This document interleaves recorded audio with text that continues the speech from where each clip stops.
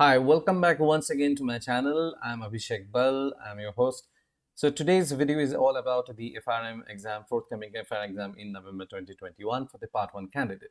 You've done all your hard work, you've done all your studies, and now I would like to share the last 25-30 odd days strategy that might just make the difference between a comfortable pass and that of, not a comfortable pass or failure. So what do we go? How do we go about it? So I have divided this video into three halves. First, I'm going to talk about the academic related thing. Second is the psychological and the behavioral aspect. And third is basically the strategy that one would like to deploy, you would like to deploy on the D day. So starting with first, that is the academic related thing. So you have done all the hard work. Now what do you do? So I would assume at this point in time, you have already through with at least one pass of the entire curriculum. So before your exam, try and do a couple of more passes.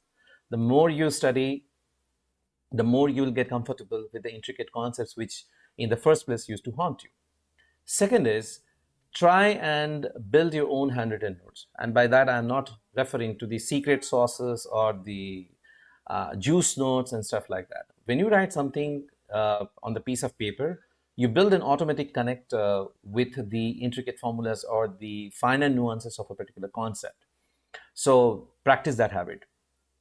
Third thing is that, of course, practice and do the drills, do the mocks. But here I would like to be selective because while there are quite a few quality providers in the market, but with the growing popularity of FRM, there are quite a few providers in the market which are a big time suspect. Now, without naming anybody, I can at least say which is, I believe, which to me, according to me, is perhaps the best, if not one of the best providers in the market, and that is the Bionic Turtle question papers and the Bionic Turtle QBank. Practice through them because by and large it has been found that those level of questions are very similar to the actual exam. But I'm not here to promote any particular provider. You could pick up and you could choose the provider that you like the most and you're comfortable with. Okay, now moving on to the next thing is you would evidently, as you practice through, you would be getting a few errors, a few of the concepts repeatedly wrong. And my suggestion here would be, please go back to the drawing board, evaluate that why you got those questions wrong, and more importantly, you might, since it's an MCQ, some of the questions that you have gotten right, you may have gotten right just by chance or just by guessing. So please try and understand the concept behind why those questions were right or why those questions which you got wrong. Repeatedly practice those questions and till such time that they become your second skin. Before the exam day, I would suggest that, let's say about 4 days before the exam, pick up those 2 mocks where you have scored the least. Because with your revision, with your continuous improvement, you would see a drastic change, or at least potentially you should see a drastic change in your score vis-a-vis what you had scored earlier, and by taking the exam, by taking the mock few days before, prior to the exam itself, actual exam itself. So this goes as far as the academic related things are concerned. Now moving to the next section, that is the psychological and behavioral aspect. So the first thing to begin with is relax. Take a deep breath and thereafter start breathing slowly. Okay, you got this. When you wake up first thing in the morning, tell yourself everything is fine, all is well, and I'm going to ace this exam. Meditate for 5 minutes, exercise for 10 minutes. Give yourself just 15 minutes a day. Pick up the exercise that you enjoy the most, but do ensure that you do that. Okay. Third thing that I would like to point out is that from now onwards, avoid the social media, especially those analyst forums and Reddit. They're big time distraction and they are not going to help your cause. I can assure you. Yes, you might visit some of the study forums where some problems are being discussed and students and the faculty themselves, they solve few of the problems. BT forum is one such forum, at least I am aware of, and I believe they are free for all. You need not actually purchase any of the products or any of the packages of BT to access that forum. But even then, please restrict yourself and be very disciplined that you're not going to spend more than 15 minutes to 30 minutes a day doing so. Stay away from social media otherwise as well. Stay away from your phone. That's very important. Get good sleep. Now, this may sound a little contrary, especially to the ones who are used to cramming and mugging through, rummaging through just last minute before their exam, and that's what you have done all through your school life and in your college as well, in your undergrad or postgrad. Well, guess what? This is not going to work, because this exam is not about mugging. This exam is not about cramming through. It tests your skills at a very basic level to somewhat advanced level. You can't simply get through by mugging those things or cramming those things. It doesn't work that way. By now you would have built your foundation, you would have solidified your concepts, and it is expected that you know the underlying theory and the underlying reasoning behind a particular concept, and you are able to apply them.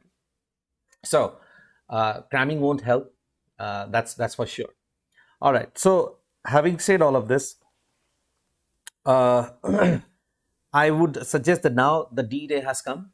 This is the psychological aspect I've told you already. So the D-Day has come. By now, you might be already knowing which is your test center. And if you don't know, I'm sure that you would be you will be reaching out to Prometric, and I'm sure they would be helping you out locating your test center.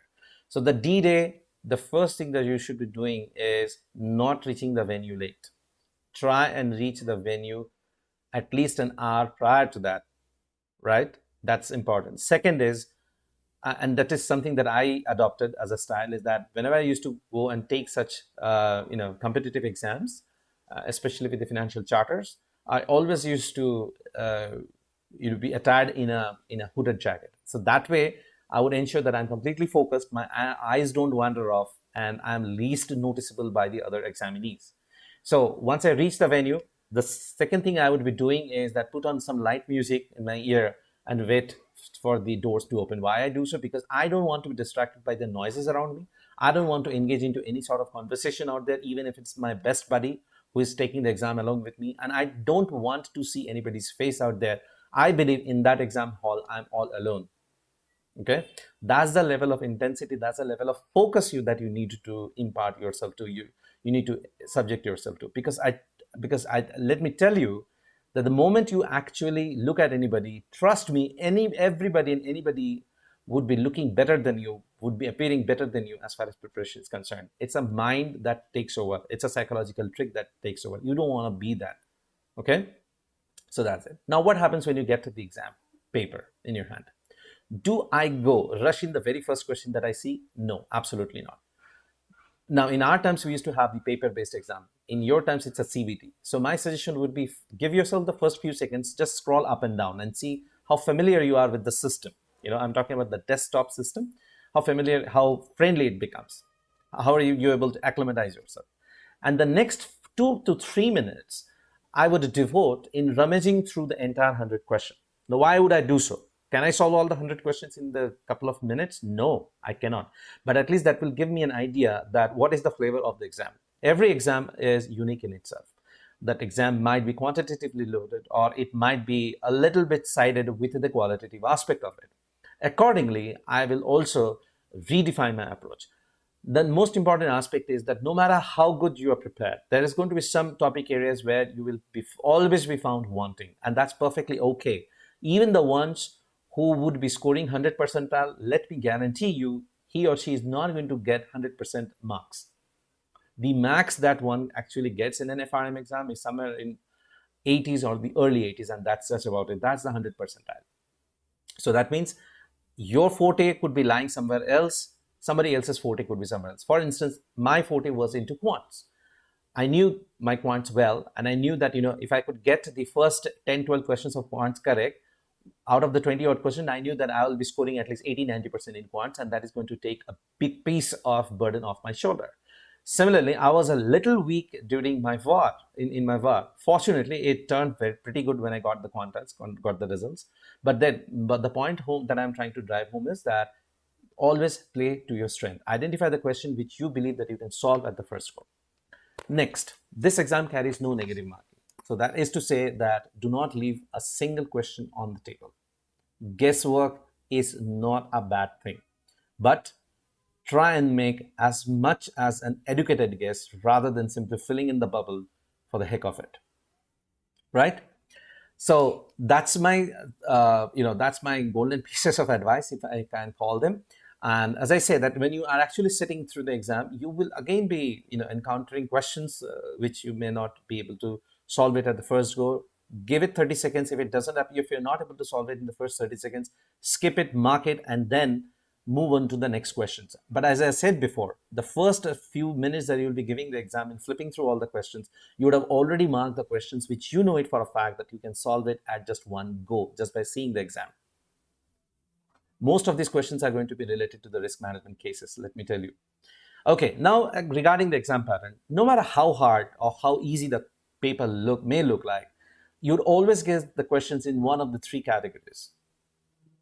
15 to 20% of the exam questions are going to be tough. Let me tell you, yes, that's what FRM exam is all about. It's not a piece of cake. 50% of the exam, that is 50 questions out of the total 100, are going to be of moderate difficulty, which means an average student, somebody who has prepared well, studied consistently and religiously, would be able to solve it. And 30 of the questions are going to be super duper easy. Okay, your target, remember, it's not a matter of intelligence, it's a matter of how good you are in taking the test, how skillful you are. Your matter is to maximize your score, not challenge yourself in the exam, and not let your ego take over. Okay, that's the surest way of actually failing the exam.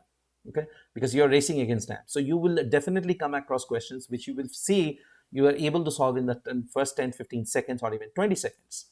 And you will definitely be coming out, you'll be definitely be facing those questions as well, which will take more than the stipulated more than 2.5 minutes. So you economize on one so as to compensate in other places. That's the strategy, that's the way it works. I hope this video did make some sense, and I wish all of you the best of luck and you come out a winner. Thank you.